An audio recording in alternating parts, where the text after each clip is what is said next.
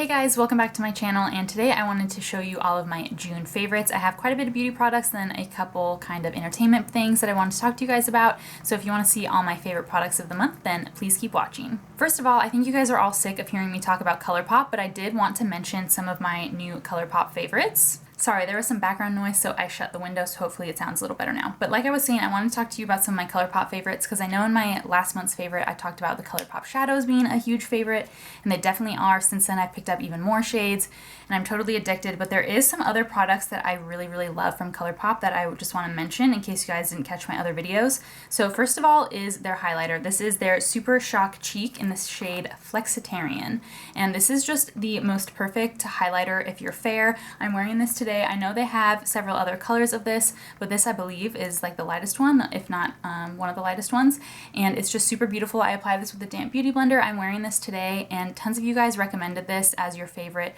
highlighter for fair skin when I did a whole dedicated video about my favorite and best highlighters for fair skin. But this is definitely a winner. I think these are only like $8. I'm sure this will last forever. It's just absolutely beautiful. I can't say enough good things about it. It's not too glittery, but it's not just a sheen. It's like pretty blinding, but it applies so naturally. If you just like dab it on with the beauty blender, it just looks so perfect. It's basically everything I've ever wanted in a highlighter. It's not too intense, it's not too subtle, it's just right in the middle. It's perfect. So I've been absolutely obsessed with that. And then another cheek product from ColourPop is another Super Shock Cheek. This is in the shade Between the Sheets, so this is a blush shade.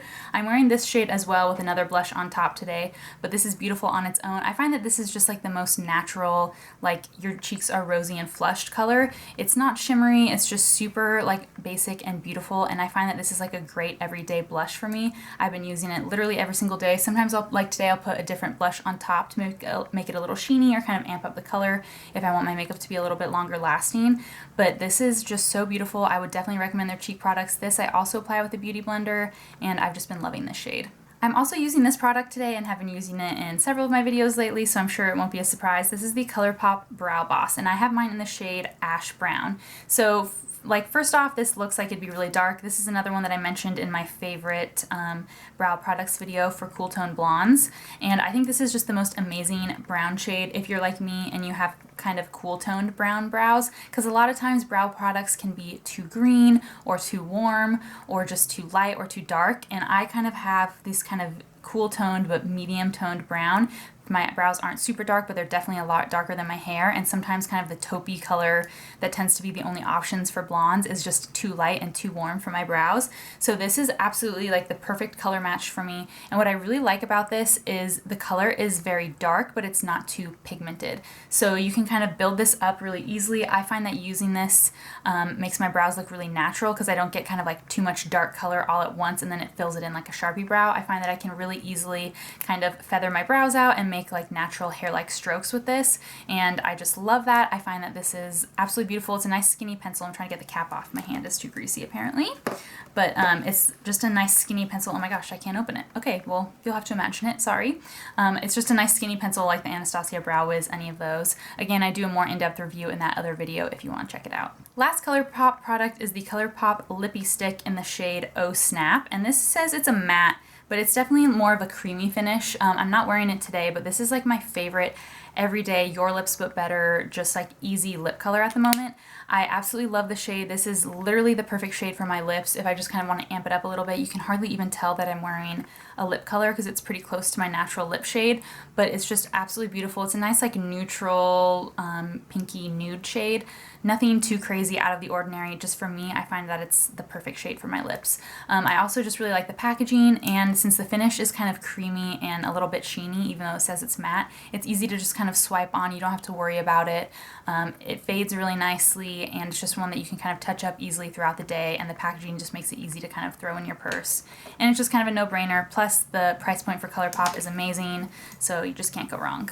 Okay, moving away from ColourPop, I have a few more products. First is this L'Oreal Voluminous Superstar Mascara, and I'm not really in love with the whole formula of both, but I've just really been into a mascara primer at the moment. So I've been using this primer side with all of my various mascaras, and I just always thought that primers were kind of gimmicky, and I don't think it's necessary, but if you're looking to kind of amp up your mascara, I think this is a great option from the drugstore, and this is really nice if you're on the go, if you want to do a primer and mascara all in one. The packaging just makes it effortless, but I think you can use this primer with tons of other mascaras, and for the price, it just makes it a bargain because you can use it with all your mascaras. Last two products I've been loving for sure. The first is the Isla Henriksen Banana Bright Face Primer, and I picked this up in my Vegas vlog. If you guys caught that video, I picked up a bunch of stuff at Sephora in Vegas, but this was definitely one of the winners. I bought this because Jamie Genevieve's always talking about it, and I'm wearing it today underneath my foundation, but I'll read you the back because it says it can be worn alone, under makeup, or dabbed on top of makeup for a highlight. So I think this is really beautiful. I haven't worn it on its own, but I definitely would.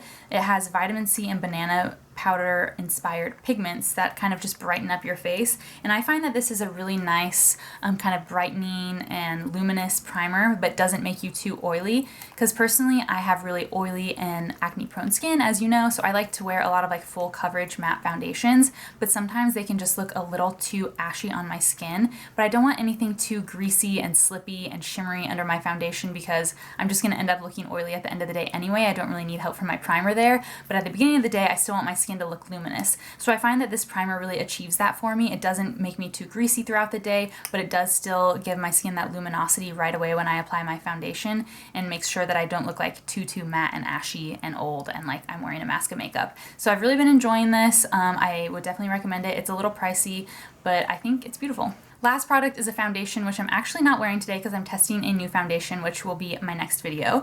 But this is the Makeup Revolution Conceal and Define Full Coverage Foundation. I have mine in the shade F2, which is the perfect color match. I definitely always loved their concealer as well, so I wanted to try out the foundation, and this is absolutely beautiful. It has the no-brainer kind of doe foot applicator, and I think that this is like super easy to swipe the product on. I find that this has super great full coverage. It also blends really like beautifully, which I love in a foundation. I just blend it out with my beauty blender, and I find that it just looks amazing. So I'm a huge fan of this lately, and it's only $12 from the drugstore, so super affordable, super beautiful. The packaging, it feels like there's a lot in here, but it's nice glass packaging, so it feels kind of weighty and nice and like it's gonna last a while. I've only had it a few weeks, so I'm not sure how long it's really gonna last. Sorry, it just makes the most disgusting noise when you put the cap back in. That's the only problem, so ignore that. But otherwise, this is a beautiful foundation. It's definitely one of my favorites from the drugstore. I find that it really does give full coverage, or you can at least layer up to achieve full coverage, and it does help keep me matte pretty long throughout the day.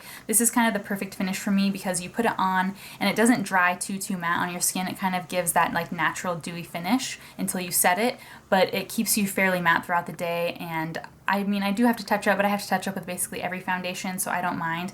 And I would just definitely recommend this. I think if you're looking for a new drugstore foundation, this is a good option to consider. The last two things I wanted to mention are kind of entertainment favorites. The first is a podcast, and this is called the Breaking Beauty Podcast. And I believe the two women that host it are Canadian. They used to be beauty editors anyway, and now they run this podcast, and it's amazing. They get really great guests on there. Like they have Anastasia from the Anastasia Brow products on there. They interview Frederick Fekkai, all kinds of really cool people and like founders, things like that.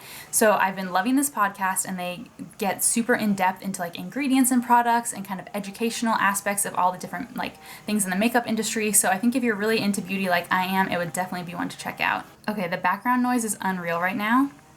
It's so loud, I'm sure you guys can hear it. Okay, sorry about that. I had to shut all the windows in the rest of my house to kind of keep the noise at bay. Hopefully the sound is a little better now. Anyway, my final favorite is Downton Abbey, and I watched, I think, the first 2 or 3 seasons years ago, and I absolutely loved it, was obsessed. But I think it was airing only in the UK first or something. I don't know, I just wasn't getting it on my TV here, so I kind of fell off the bandwagon and I missed the last several seasons, and now there's 6 seasons in total. So I went back to rewatch it because it's available on Amazon Prime. So if you have Prime, you can watch all 6 seasons, and I have been binging it for the last week. So I just finished last night, and now I don't know what I'm gonna do with my life, but I absolutely love any kind of like historical fiction. That's my favorite genre of like book to read as well. So I just love Downton Abbey. If you like anything kind of British as well, you'll enjoy it. It's just a great show. I just can't say enough good things about it because it really gets into like relationships, but there's a little bit of like war and action in some of the seasons, and there's like some, you know, betrayal and secrets, and it's just a great show. So I finished that, and then I did not know what to do with my life. That was definitely a favorite, and I just yesterday finished it and was like, I don't know what to do now. So today I started watching Victoria, which is another PBS masterpiece classic, just like Downton Abbey, so similar kind of show. So I'm only like 20 minutes into the first episode, but I think that's gonna be my new show. But Let me know if any of you guys love Downton Abbey or what shows you've been loving lately. I'm kind of out of like shows to binge watch after I finish Victoria anyway, so let me know down below what your suggestions are. I'd love to hear from you guys. I also wanted to do a quick reminder that I do have a link down in my description box to my Amazon storefront, and that kind of links you to a lot of my favorite products. Not everything can be linked on Amazon, but I find it really easy to kind of just shop on Amazon because I'm on there all the time. Now this is sounding like it's Amazon sponsored video. It's not, but Amazon, please sponsor me. That would be amazing. I love Amazon. Anyway, I do have that link down there. If you guys are interested in some of my everyday favorites and some of the products that I mentioned today, it will be down below. It is an affiliate link, so you don't have to click it if you don't want to, but it does help me out, and I just like to make it easy for you guys to shop the products that I mentioned. Let me know what your guys' monthly favorites are this month, and if there's anything you think I need to try. As always, I do upload 2 days a week on Monday and Thursday, so please subscribe down below if you haven't already so you don't miss my next video, and thank you so much for watching.